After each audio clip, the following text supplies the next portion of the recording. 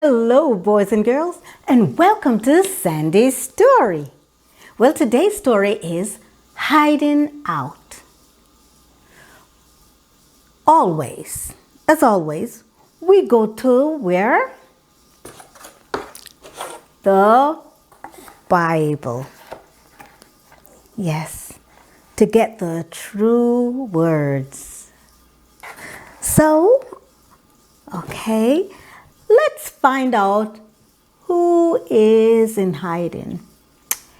There was a man by the name of Jonah. God told Jonah to go to a great city named Nineveh because the people were very wicked. What do you think Jonah did? Well, Jonah tried running from the presence of God.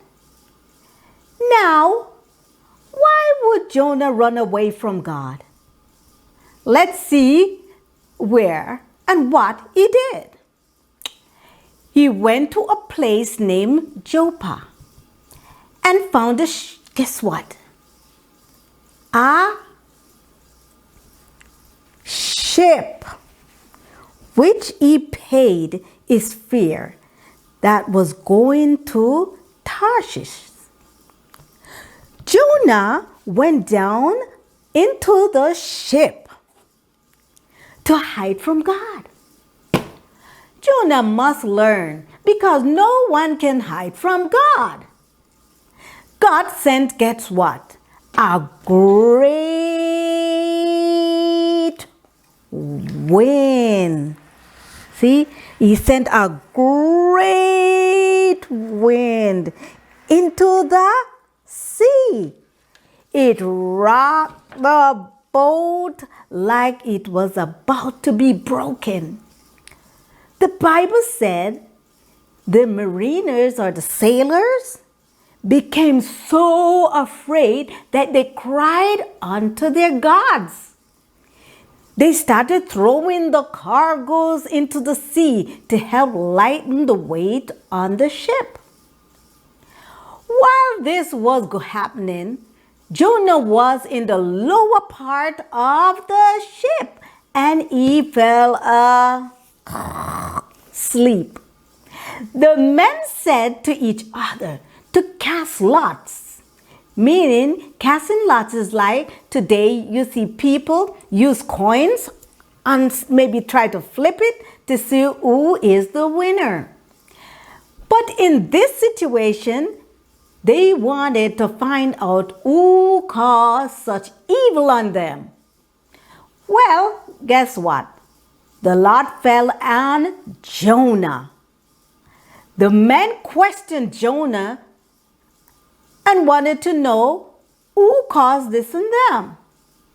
They even asked Jonah what was his occupation and where he came from, what was his country, and what people he was.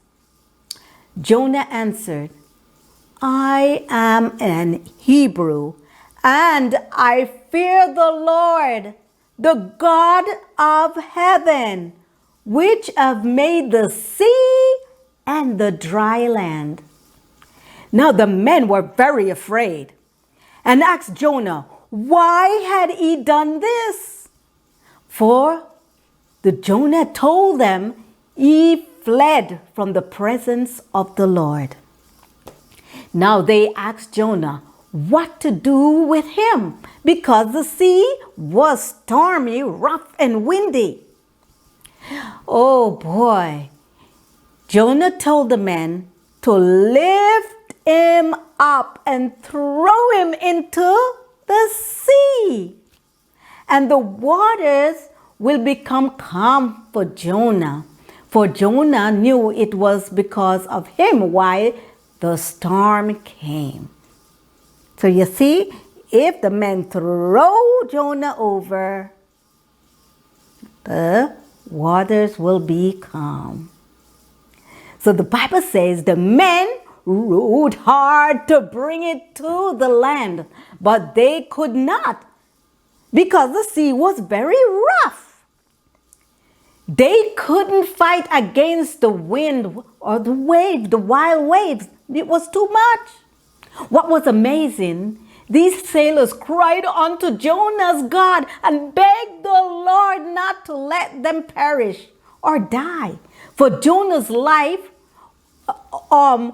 for they didn't want innocent blood, guess what, on them. Well, they added, "Oh Lord, has done as it pleased thee." Yes, that's what they said unto God.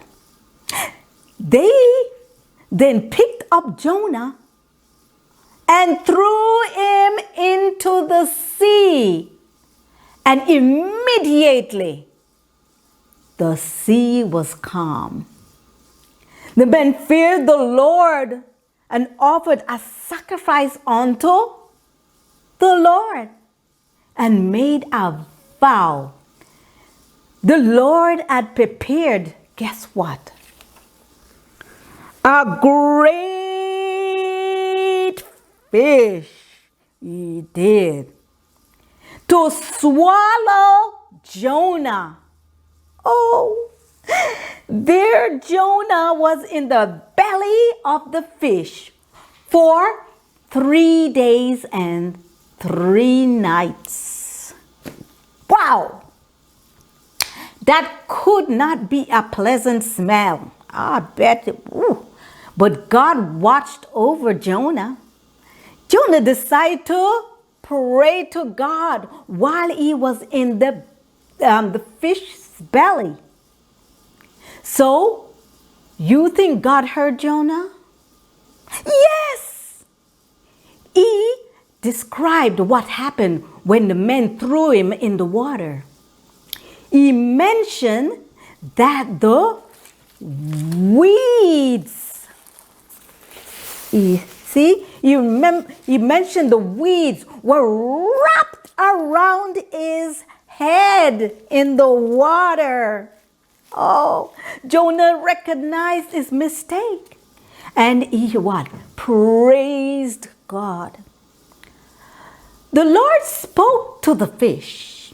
And it vomited, it say. So it brought out Jonah up on dry land.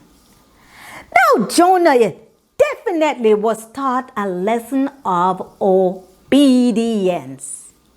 So God said to Jonah again, the second time, to go to Nineveh. Yes, he did. And did you think he did? He told him to go there and preach to the people there. Guess what? Jonah didn't run to hide this time. No, he didn't. He got up and went straight to Nineveh, that great city. Jonah's journey to Nineveh was 3 days to get there. Jonah preached to the people. And the king of Nineveh took his royal robe off and put on sackcloth. It's a very coarse, rough garment and sat in ashes. Yes. So the people and animals were also in sackcloth and fasting. They didn't eat or drink anything. That's what they do then, is to put ashes, sit in ashes or put on their heads and put on the scratchy clothing. So they were fasting. They did not eat or drink anything. They were to turn from their evil, wicked, and violent ways and worship the Lord God. God sees that the people repented and their sins, they repented of their sin. But this, guess what? Displeased Jonah. He was very angry. Jonah wasn't happy that God was going to spare the people. Jonah was thinking about his reputation. that he told the people in 40 days Nineveh would be overthrown, and now God is going to spare them. Jonah sat outside the city in the sun, pouting, and even fainted. Oh, the sun beating down on his head. But God was merciful to Jonah, and provided a shade for Jonah. God's love and mercy was also shown among the people of Nineveh. God revealed to Jonah that saving souls are more important to him. So you see, children, God is in the saving of soul. He is the business of saving our souls.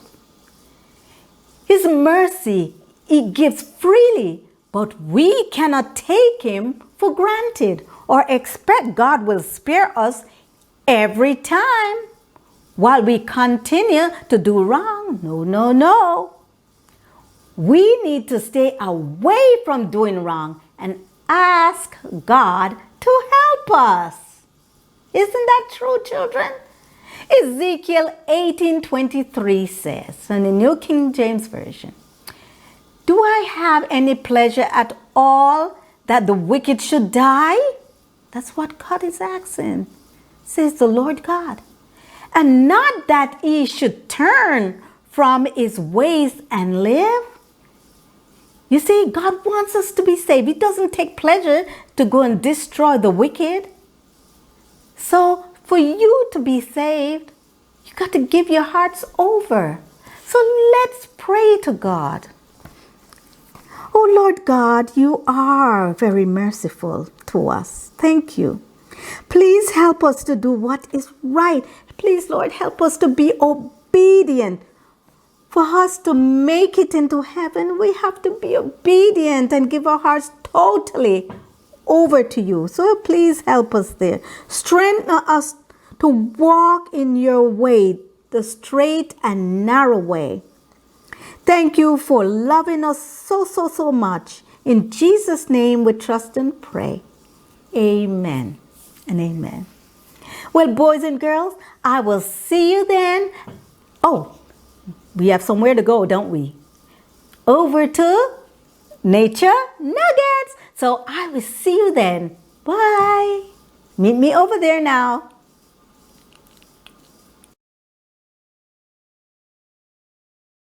Hi, boys and girls. Thank you for meeting me over at Nature Nuggets. Yes, today we are discussing this animal, the pig. Well, there are 16 species of pigs.